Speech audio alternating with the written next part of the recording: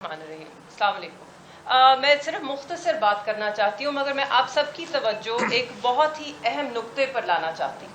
हम जब जमहूरियत की बात करते हैं और जब हम ख़वातीन की पार्टिसिपेशन की बात करते हैं, चाहे वो वोटर हो या चाहे वो एक मुंतखब करदा नुमाइंदा हो, तो उसमें हम ये देखते हैं कि जमहूरियत ज़्यादा मजबूत तभी होगी जब ख़वातीन भी मर्दों के शाना बशाना पार्लियामान में आएंगी।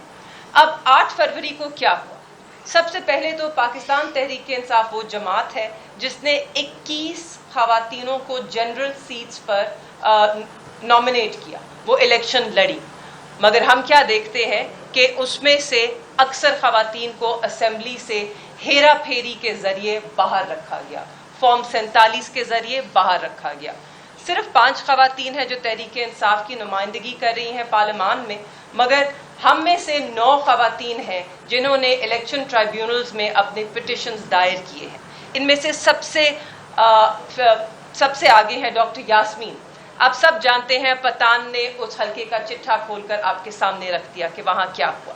उसके बाद कवल शौज़ब साहिबा हैं, हमारी वुमेंस विंग की प्रेसिडेंट। समाबिया यहाँ बैठी हैं, कैसरा इलाही साहिबा हैं, रेहाना डार साहिबा हैं, मेरी अपनी पिटिशन है, बहुत सारी ख़वातीन हैं। हम सब ने पिटिशंस दायर की। बहुत ज़रूरी है आपका इन ख़वातीन को सपोर्ट करना, क्योंकि जो पैगाम दिया गया 8 फरवरी की रात को कि हम औरतों को कमज़ोर समझते हैं, हम जो चाहे इनके साथ कर लें, ये आवाज़ नहीं उठाएंगी। मगर आपने देखा कि पाकिस्तान तहरीक इंसाफ की ख़वातीन मेंबर्स और कारकुनान आगे बढ़ रहे हैं, आवाज़ उठा रहे हैं, और ये लड़ाई सिर्फ अपने लिए नहीं लड़ रहे, हम अपने बच्चों के मुस्तक़बिल के लिए लड़ रहे हैं। तो मुझे उम्मीद है कि आप हमारी आवाज़ उजागर करेंगे। अब मैं सिर्फ एक मौजू पे आपकी तवज्जो लाना चाहती हूँ, वो है कि किस तरह हमें हराया गया। हमें ज़्यादा से ज़्यादा वोट मुस्तरद करके हराया गया।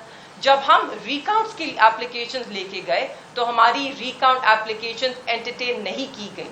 आज सुप्रीम कोर्ट में 3 सीटों को वापस टर्न करके नून लीग को दिया गया।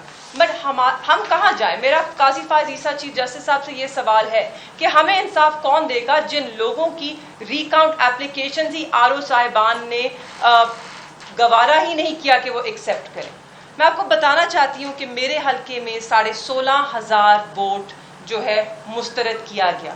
ये बहुत भारी तादाद है। इस इलेक्शन के अगर हम पास्ट ट्रेंड्स भी देखें 2013, 2018, तो 4,000 से ज़्यादा कभी वोट रिजेक्ट हुआ ही नहीं।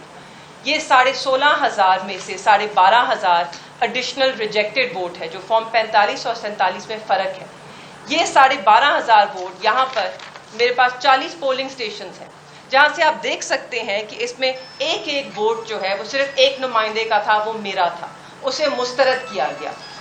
40 पोलिंग स्टेशंस की सारी गेम है। और इसमें सबसे ताज्जुब और हैरत की बात ये कि कुछ पोलिंग स्टेशंस है जहाँ पे 60-60, 50-50 टोटल पोल्ड वोट जो है वो मुस्तरद किया गया।